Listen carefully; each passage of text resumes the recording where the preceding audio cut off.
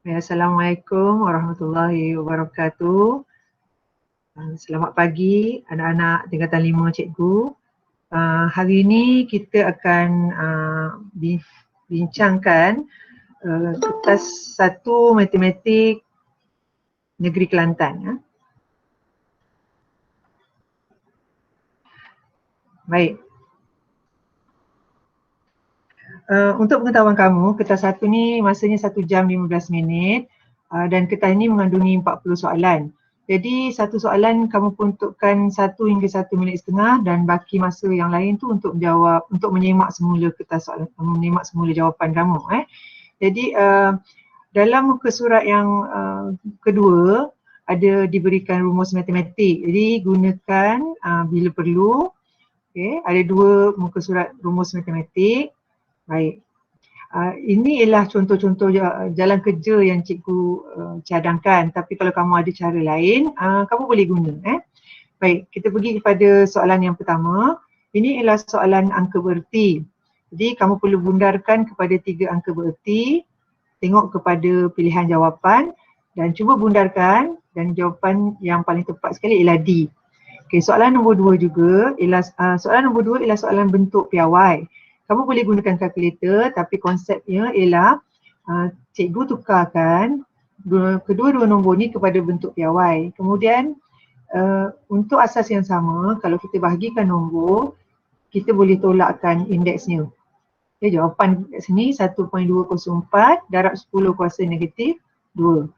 Okay, soalan yang ketiga ialah soalan bentuk piawai juga. Baik. Nombor 59 juta 20,000 ini kita tukarkan kepada bentuk piawai. Kita akan dapat 5.902 darab 10 kuasa 7.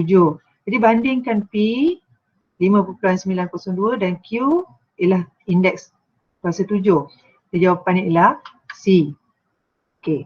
Soalan nombor 4 ialah aplikasi. Soalan aplikasi kepada bentuk piawai. Jadi diberikan situasi di sini, jisim selai kertas A4 ialah 0.00498996 kg. Jadi satu rim mengandungi 500 helai kertas A4. Berapa berat dalam gram 100 rim kertas A4 dalam bentuk piawai? Jadi kamu kena hati-hati kerana kamu perlu menukarkan jawapan ke dalam bentuk gram. Soalan beri dalam kilogram. Okey. Kemudian soalan seterusnya ialah soalan nombor 5. Baik, ini ialah soalan asas nombor. Okay. Nombor asas 8. Baik, apa yang kamu kena buat dalam soalan nombor 5 ialah kamu perlu cerakinkan nilai tempat bagi setiap digit dalam nombor asas 8. Jadi setiap digit dalam nombor asas 8 ni ada nilai tempatnya. Dan bila kita nak cari nilai digit, kita darabkan nilai nombor tersebut dengan nilai tempat. Jadi dekat kosong ni, dekat sifar cikgu tak darab apa-apa sebab sifar darab apa-apa nombor pun akan dapat sifar juga. Jadi untuk mencerakinkan ataupun memisahkan nilai tempat dan nilai digit, jawapan yang paling tepat sekali ialah D. Okay, soalan nombor 6 ialah juga soalan asas nombor.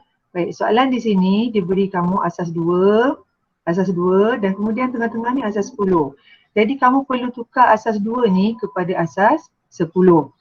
Macam mana caranya? Asas 2 nak tukar jadi asas 10, darabkan setiap digit ni dengan nilai tempat. Macam mana kita buat soalan nombor 5 tadi. Dan kemudian kamu tambahkan. Ini ialah cara bagaimana menukar asas 2 kepada asas 10. Jadi bila kamu dah tahu nombor 13 dan nombor 17, apa nombor yang berada antara 13 hingga 17? Jawapan paling tepat sekali ialah C. Baik, soalan nombor 7 ialah soalan poligon. Cikgu kecilkan sikit. Soalan poligon.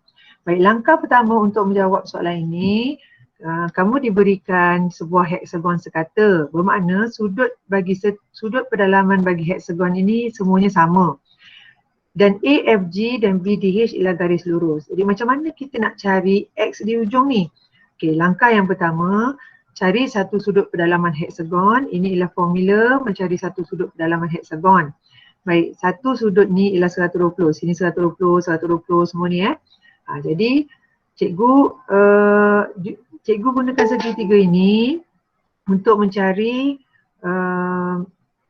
sudut kecil ni supaya saya dapat sudut yang DBA. Okey, jadi langkah yang kedua, jumlah sudut pedalaman satu segitiga ialah 180.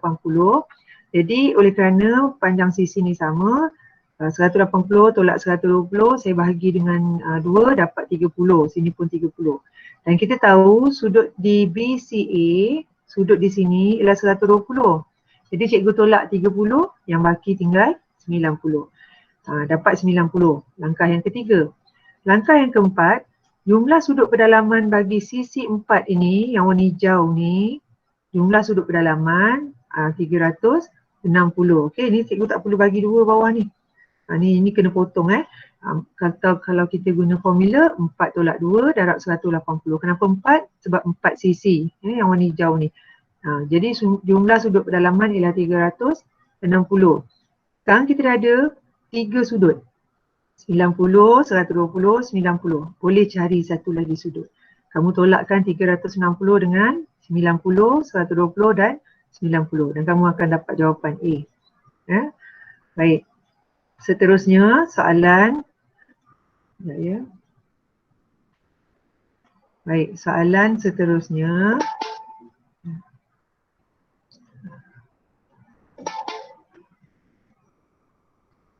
Baik. Soalan seterusnya nombor 8 ialah tajuk bulatan. Baik. Raja menunjukkan sebuah bulatan JKL dengan pusat O. M and L ialah tangen kepada bulatan pada L. Okey. Macam mana kita nak cari Y dekat sini? Baik, langkah yang pertama, cikgu cari dulu sudut meja di sini, JOL. Satu bulatan 360. Jadi sudut di JOL di sebelah sini, sini pun JOL juga 124 ni. Tapi kita nak cari sudut di belakang ni. Okey. Jadi itu sudut yang pertama yang boleh membantu kita untuk mencari jawapan Y. Kemudian langkah yang kedua, sudut di pusat ialah 2 kali ganda besar dari sudut di lilitan. Okey, apa yang boleh tolong cikgu kat sini? Satu lagi yang boleh tolong kita untuk cari sudut di sini.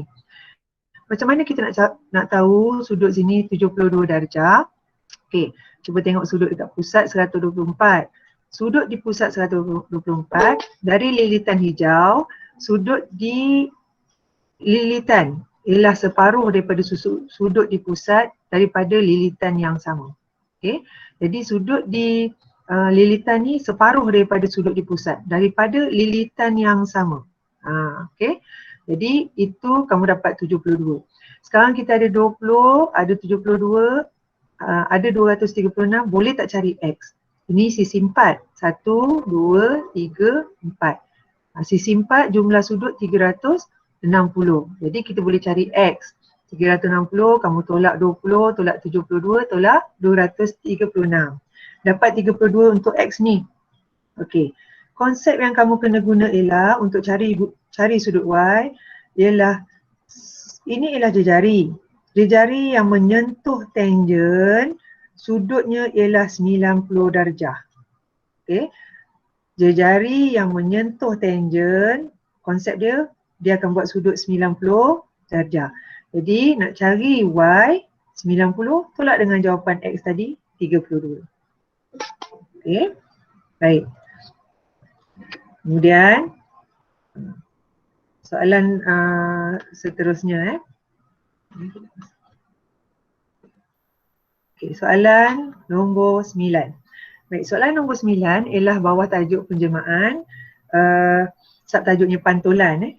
Lukisan ni kalau tengok dia tak adalah betul-betul tegak tapi boleh agak lah. Ini A ialah jawapan yang paling tepat. Okey, kamu pantulkan saja pada garis SR. Soalan nombor 10 ialah soalan, sabar balik. Okey, soalan nombor 10 ialah soalan penjemahan juga tapi bawah tajuk translasi. Jadi ini cikgu tunjukkan contoh mengikut koordinat. Maksudnya meja bahar ni ada dekat sini. Mula-mula dipindah negatif 1, 2. Negatif 1. Koordinatnya ialah negatif 1, 2. Kemudian bahar dipindahkan ke kedudukan mengikut translasi 2, negatif 1. Itu pindah kali pertama. kena pindah kali yang kedua, koordinat dia ialah 4, 5. Okey, jawapan dia A. Baik, nombor